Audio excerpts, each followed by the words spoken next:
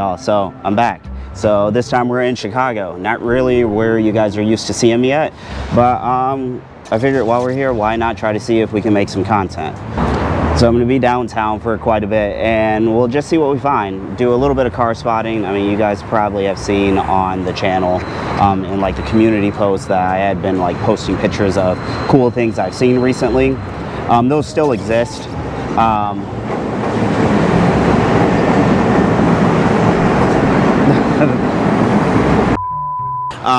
There used to be a series on this channel. It was all community posts, just like pictures of cars that I liked. That actually didn't go away. That's actually on Patreon. So if that's something you thought was cool, you can see it on Patreon. But I figured while I'm here, why not take some pictures of cars, a few videos, and maybe even talk a little bit about what the cars mean to me or my thoughts about them, and just have a good time. All right, so let's see what we can find.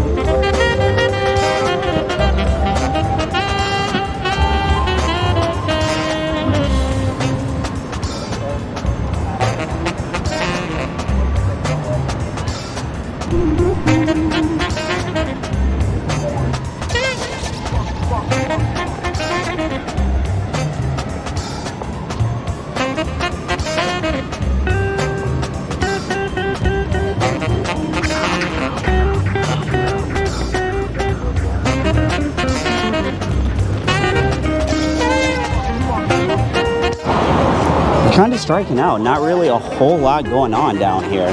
I feel like every other time I've thought that I should have vlogged down here, I've seen R8s, McLarens, all types of stuff, and I've just seen a few BMWs and a Rolls-Royce, so not sure what's going on with that. 12 seconds later.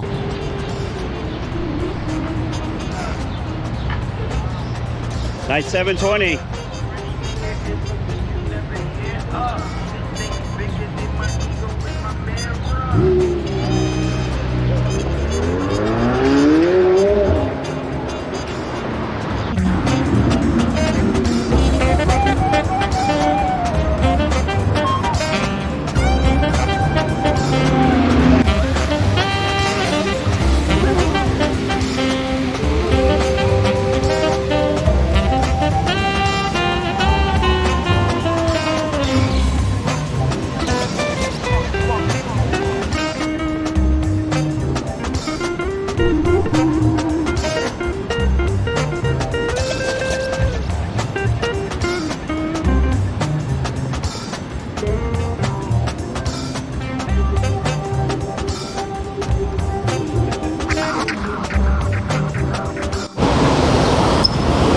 Alright, so it's kind of cool seeing that Taycan. They're not really rare. I see them pretty much every day.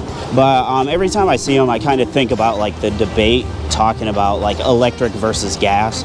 Now, how it relates to Porsche, I don't think Porsche making electric cars is a bad idea. I almost kind of look at it how the Cayenne saved Porsche, and also the same thing with the Panamera or Pamera, or however everybody in the comments is going to tell me I should have said it.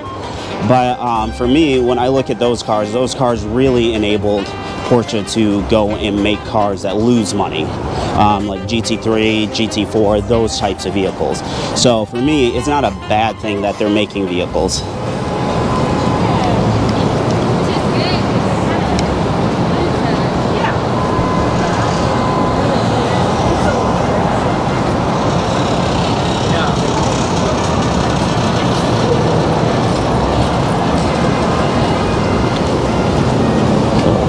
BMW i3. Very rarely see those. Those things have incredibly narrow tires. It's crazy. But anyway, my point was, I don't think it's a bad thing that they're making electric vehicles. Ultimately, it's going to allow them to continue to make the cars that we like. I just think that there needs to be a bigger question as to what is the infrastructure to actually keep these vehicles charged up and allow people to be able to move freely throughout the country. Now, when it comes to the Taycan, and I guess really every electric vehicle, the question always kind of comes down to range anxiety. I think the batteries are getting better, but at the end of the day, I think the biggest problem isn't the capacity of the battery, but the ability to refuel it. I think while, yes, a electric car is much more efficient than a gas car, and everybody's going to argue about that in the comments, but while there are efficiency gains there, I think the problem comes from when you deplete that fuel source. With a gas or diesel car, I just pull into a Shell station, and 5 minutes later I can go another 200, 300, 400 miles. And until we see that out of electric cars, we're really not going to see the uptake rate really flourish in the way that manufacturers probably intended for things to go. Another talking point with the Taycan is the charging situation. A lot of the Volkswagen electric cars have this, which now that I'm thinking about it, ironically, I don't think the ID4 has it. But the Taycan has chargers on, or I guess it's technically the charge port and the chargers in the car. Be safe out there. Happy Friday. Be safe, Jackson. Love you. But the Taycan has a charging port on both sides of the vehicle, which I think is genius. I don't really know why other manufacturers don't do that. It gives you the ability to just basically pull up anywhere or on any side and plug in the charger. And I kind of wish they did that with gas cars too. BMW did that way back in the day. I think on the M1 it had refueling ports on both sides. So I think that's cool with the Taycan. But being on the subject of chargers, I think it is also problematic that different chargers or different charging port standards exist within the US. I think it's kind of the same problem that we've had with phones, where for a while we had USB-C, and then we had Lightning on the Apple side, and then it kind of like created this perpetual issue of always trying to get your device charged. Do I have the right cable? Well, all my friends have iPhones and I have Android. So they're in my car and now they can't charge. It was always just a big mess, but now we have that going on with cars, and it doesn't make sense to me why that would be allowed to happen, because you don't see that being allowed to happen with IC cars or ICE cars, because at the end of the day, if you roll up to the gas station, they're not just going to kick you out and say that, well, this refueling place is only for Hondas, and this one over here is only for BMWs, and this one only does Chevys. That's not how that works. There's a standardized setup for being able to refuel your vehicle, and I don't really understand how we couldn't settle on a way to refuel electric cars until now. I've never really cared which standard it is, as long as there is one. And so it sounds like we are kind of going that direction, but there still are multiple chargers in the network, and it just doesn't make sense to me.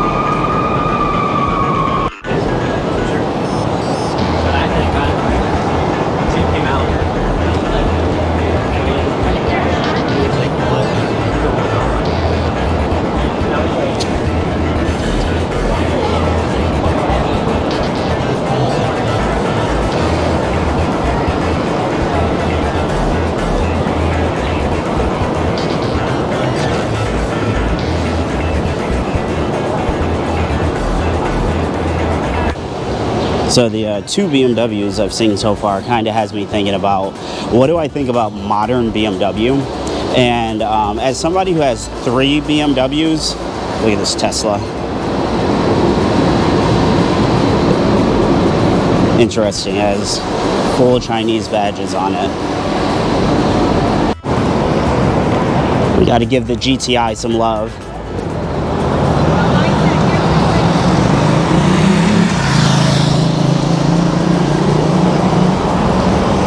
VW gang. But as somebody who has 3 of the classic, 3 selections from the classic BMW portfolio, the new design language and the new direction for chassis development has been interesting to me. I don't really recognize this version or this incarnation of what the company has become. I don't think they make bad cars, but just very, very interesting choices. It's almost kind of like for years and years and years, they stuck to history and heritage, and then just one day in the mid-2010s, they just threw that all out the window, and they were just sailing a new way. And I don't know, I probably will have to tackle that in a bigger video instead of just a walking on the street type video.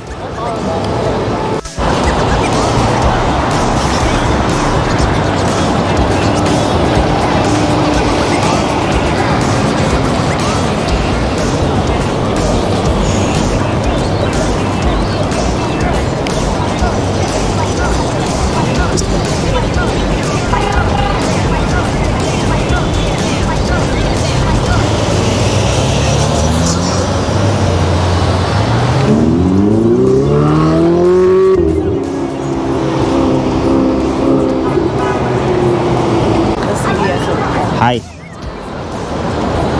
What street are you on? Lake Street? Okay. I'm gonna come across Lake Street over to State. Yeah, and so when I think about modern BMW, it's kind of crazy because it feels like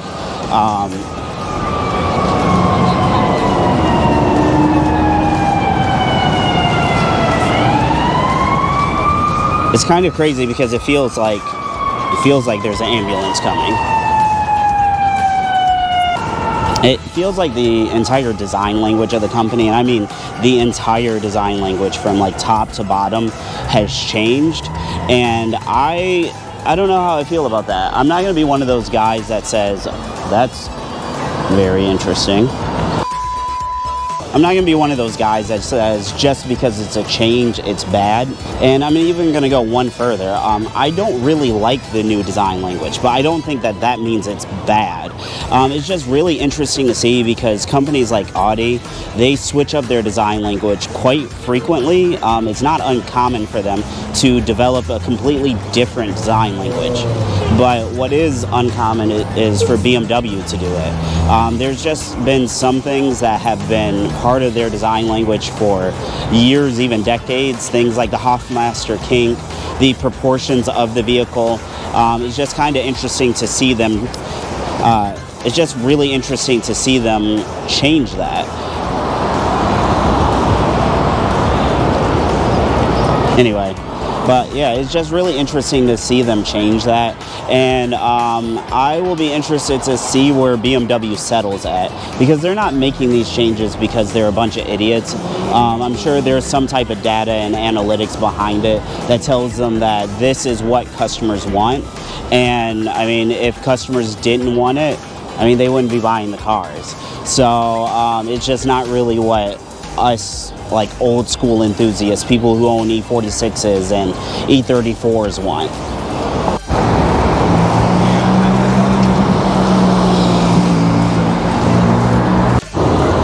The realities of life in a city. Think you're turning? No, just the whole bus in the way.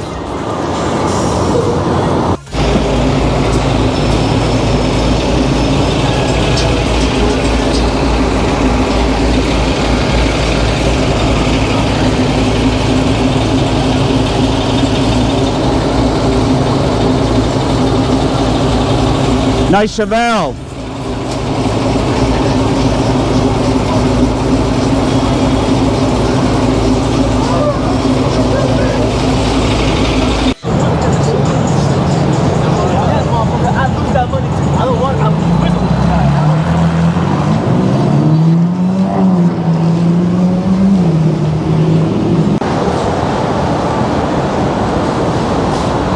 Okay, I think she's on that side.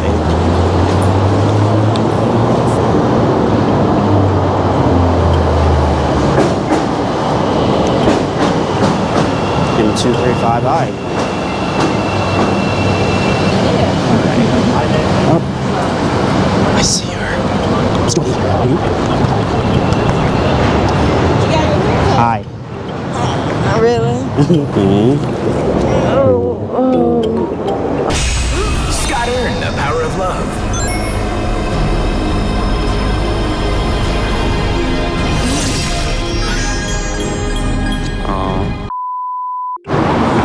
One of the all-time greats. Ready?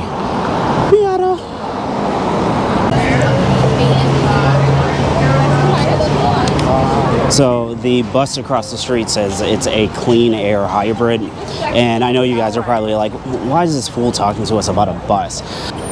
But I always think it's interesting when I see the hybrid buses, because it always makes me wonder if they have the technology that Williams developed for Formula One. Right now, everybody kind of knows that the Formula One cars are hybrids, and primarily they just kind of work exactly the same way that your typical hybrid works. There's a gas motor and a battery to store energy for the electric motor.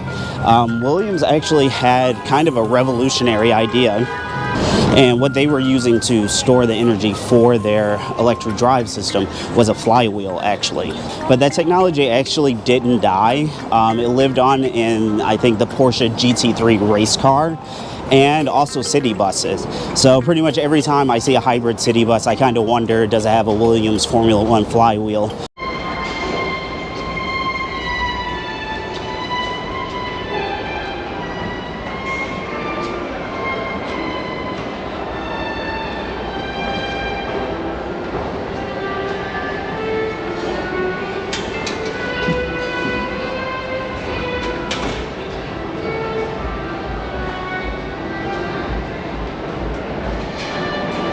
Which way are we going?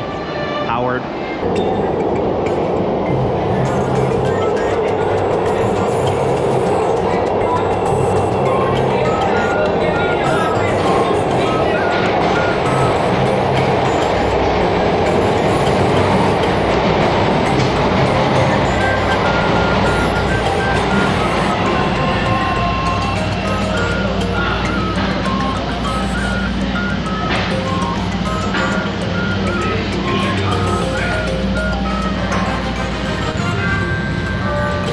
Doors closing.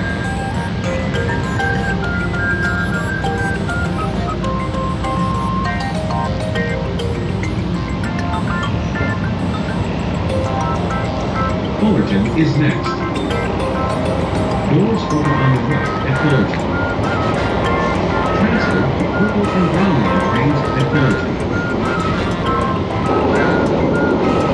Final lap of this race, and Verstappen sets after Hamilton. Is it going to be a first world championship for Verstappen? Is it going to be an 8th world championship for Lewis Hamilton? Where can Verstappen try and get past Hamilton? First overtaking zone is normally down in the turn 5.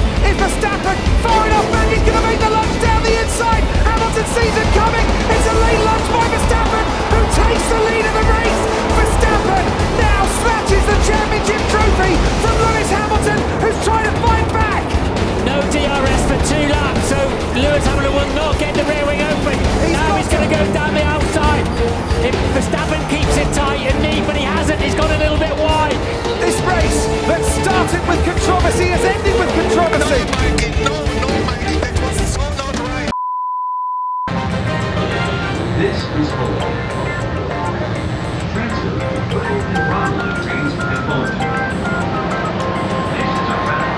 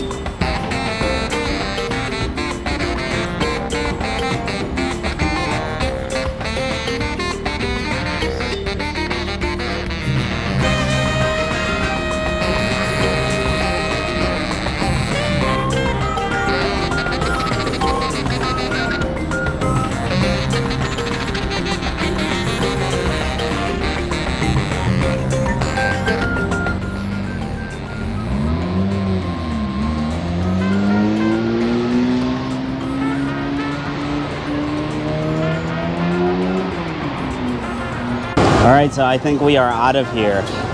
So if you liked hanging out with me today or like the other content I have on the channel, just like, comment, subscribe, all the YouTube things, and I will see you in the next one.